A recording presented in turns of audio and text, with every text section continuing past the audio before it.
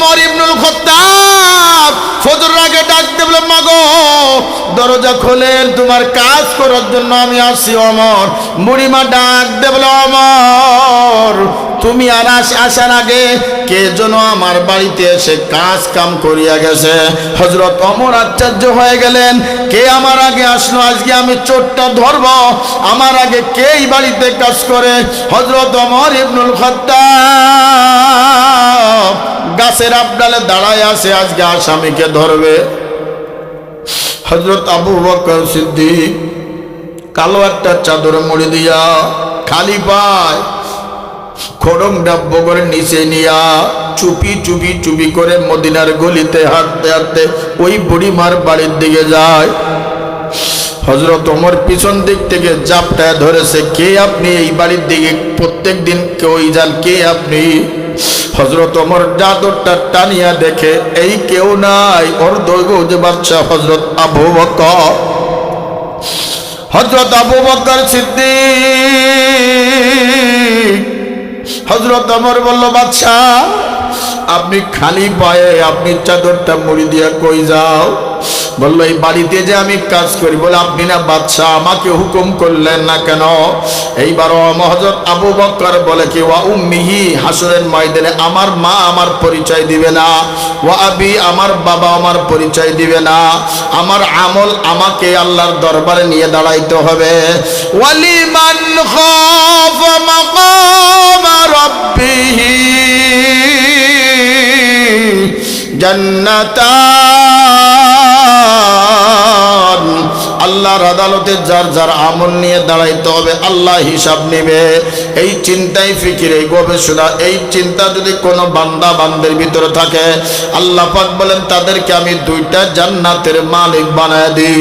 ও আমার যুবক, ও আমার বাবা, হাসরের ময়দানে যখন হিসাব শুরু হয়ে যাবে, ডান হাতে এইভাবে তাকাই দেখতে পান, ডান হাতে এইভাবে আমল নামা দিবে, ভালো আমলগুলি নেক আমলগুলি এইভাবে দিবে, আর যারা আমল খারাপ নেক আমল নাই বদ আমল বেশি, তাদের আমলটা বাজানে এইভাবে দিবে না, এইভাবে দিবে না। বলে কেমনে দিবে? এই বুকের ভিতর দিয়ে ছিদ্র করবে, ছিদ্র করিয়া হাতটা ঢুকাইয়া পিছন দিক থেকে তার হাতে আমল নামা দিবে, আর বলবে যা যা ওয়াসিকাল্লাযীনা কাফারু ইলা জাহান্নামা যুমারা, ওই জাহান্নামের ভিতর তোর জন্য নির্ধারিত করে দিলাম। আল্লাহ পাক রব্বুল আলামিন হাসরের ময়দানে একটা স্লোগান দিবে, বাজান, লিমানিল মুলকুল ইয়াউম লিল্লাহিল ওয়াহিদিল কাহ্হার।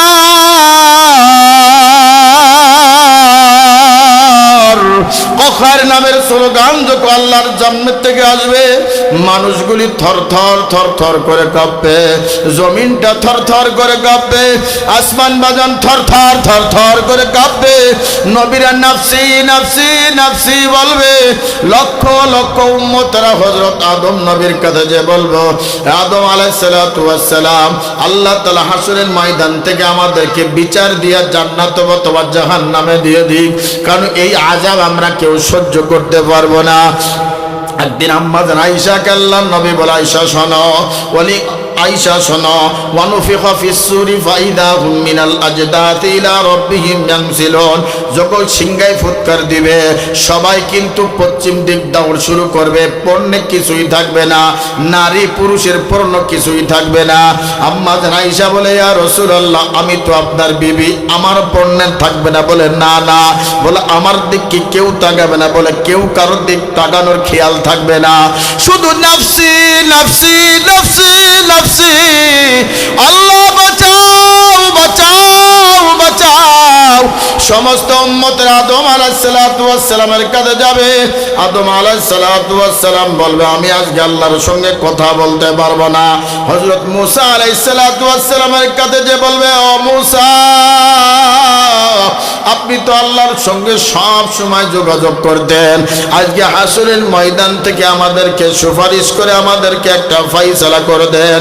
হযরত মূসা আলাইহিস সালাতু ওয়াস সালাম বলবে, আমিও পারবো না, কারণ কফার নামের স্লোগান দিয়ে বলবে, আয় কে আসো আমার কাছে আয়।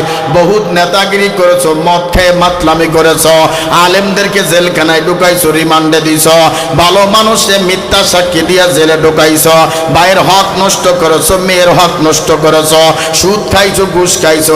আয় আয় ও বাহাদুরির আয়, আজকে আয় আমার সামনে আয়। কোন নবীরা দাঁড়ায়া কথা বলতে পারবে না, নবী তো দূর, পীর তো দূরের কথা, নবীরা পর্যন্ত আল্লাহর সামনে দাঁড়াইতে পারবে না। আল্লাহু আকবার। হযরত ঈসা আলাইহিস সালাতু ওয়াস সালামের কাছে যে বলে আমিও পারবো না, হযরত ইব্রাহিম আলাইহিস সালাতু ওয়াস সালামকে বলবে, আপনি তো আল্লাহর খলিল, আপনি তো আল্লাহর বন্ধু, একটু সুপারিশ করেন না। বলেন না না। হযরত ইব্রাহিম আলাইহিস সালাতু ওয়াস সালাম বলবে, উম্মতেরা শোনো, আজকে একজন নবী আল্লাহর সামনে দাঁড়ায়া কথা বলবে, ওই দেখো মাকামে মাহমুদের ভিতরে সিজদায় পড়িয়া কান্দে, ইয়া উম্মতি ইয়া উম্মতি। সমস্ত নবীরা বলবে ইয়া নাফসি, আর আমার আপনার নবী মান বলবে ইয়া উম্মতি। ও যুবক, কার পাগল হইলা, কার প্রেমে পড়লা, কোন গুনার মহব্বতে পড়িয়া 63 বছর উম্মতি উম্মতি বলে কান্না করেছে। কবর জিন্দেগিতে উম্মতি উম্মতি বলে কানবে, হাসুরের ময়দানে কানবে, মিজানের কাছে যেয়া কানবে, ফুলসিরাতের কাছে যেয়া কানবে, আর জাহান্নামের কাছে যেয়া কানবে। বলবে, আল্লাহ আমার একটা উম্মতরেও তুমি জাহান্নামে দিও না।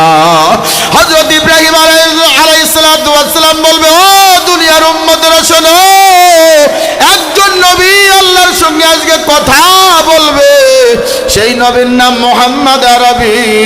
আমার আপনার নবী, মায়ের নবী কবরের ভিতর বসিয়া বসিয়া, মাকামে মাহমুদের ভিতর শুইয়া শুইয়া বলবে, ইয়া উম্মতি ইয়া উম্মতি।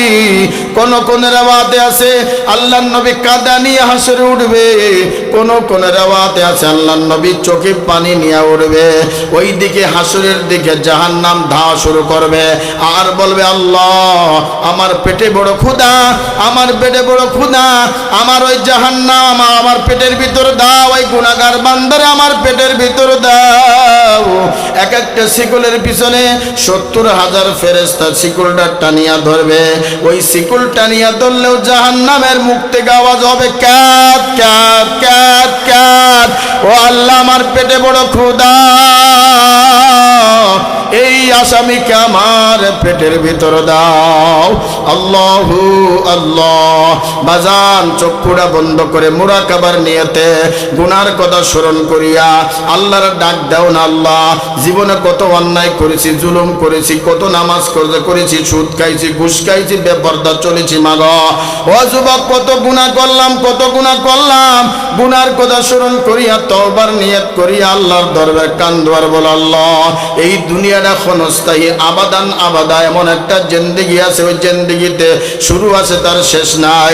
এই গুনার কথা স্মরণ করিয়া মাওলার কাছে যদি কেউ তওবা করতে পারে, চোখের পানি ছেড়ে কাঁদতে পারে, আল্লাহ কয় সকল দরজা যখন বন্ধ হয়ে যায়, একটা দরজা খোলা, তাওবাতান নাসুহার দরজা 24 ঘন্টা বান্দা খোলা। আমার আপনার নবী, মায়ের নবী মাকামে মাহমুদের ভিতর কাঁদ দিয়া বলে, আল্লাহ আমার একটা উম্মত যদি জাহান্নাম গিলিয়া খায়, আমি নবী জান্নাতে যাব না, জান্নাতে যাব না। আমার আল্লাহ ডাক দিয়ে বলে, জিবরাইল যান যান যান, ওই রহমতের পানি নিয়া আমার হাবিবের হাতে তুলিয়া দিয়া বলো, ইয়া রাসূলুল্লাহ, আল্লাহ পাক আপনার এই পানিটা জাহান্নামের দিকে নিক্ষেপ করার কথা বলছে। হযরত জিবরাইল আলাইহিস সালাতু ওয়াস সালাম যখন ওই পানিটা নবীজির হাতে দিবে, নবী জাহান্নামের দিকে পানি ছিটিয়ে দিবে, পিছন দিক থেকে দাওয়া শুরু করবে।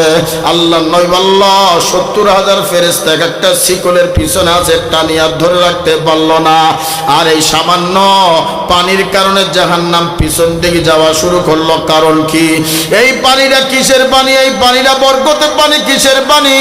এটা কি হাউজে কাউসারের পানি? বলেন না না না। এটাকে জমজম কুবের পানি? বলেন না না। তাহলে এটা কিসের পানি? আল্লাহ একটু বলো, বলো তোমার উম্মতের, গুনাহগার উম্মতের চোখের পানি আজকে আমি হেফাজত করে রাখছি। দুনিয়ায় সবই পার, কবর যে তোর আসল ঘর। এ দুনিয়ায় সবই পার, কবর যে তোর আসল ঘর। কেমন সে তাই থাকবে পরে, শুধুই মাটির বিছানা। চিন্তা করে দেখো না, কবরে কি যাইবা না। যেই কবরে আল্লাহ ছাড়া বন্ধু কেউ হয়ে থাকবে না। চিন্তা করে দেখো না, কবরে কি যাইবা না। আজান কানে শুনিয়া কেমন থাকো ঘুমাইয়া। আজান কানে শুনিয়া কেমন থাকো ঘুমাইয়া। নামাজের লাগিয়া কি তোর মোটেও মনে পড়ে না। চিন্তা করে দেখো না, কবরে কি যাইবা না। যেই কবরে আল্লাহ ছাড়া বন্ধু কেউ হয়ে থাকবে না। চিন্তা করে দেখো না, কবরে কি যাইবা না। এই জন্য আল্লাহ পাক রব্বুল আলামিন অন্য আয়াতে বলেন, ইন্না আকরামাকুম ইনদাল্লাহি আতকাকুম ইন্নাল্লাহা আলিমুন খাবীর।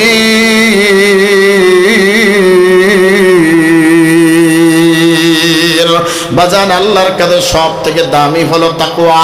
তাকওয়া মানে আল্লাহর ভয়। আল্লাহর নবী বলেন, যে ব্যক্তির ভিতর দুইটা গুণ থাকবে, ওই ব্যক্তি আল্লাহর সরাসরি জান্নাতে চলে যাবে।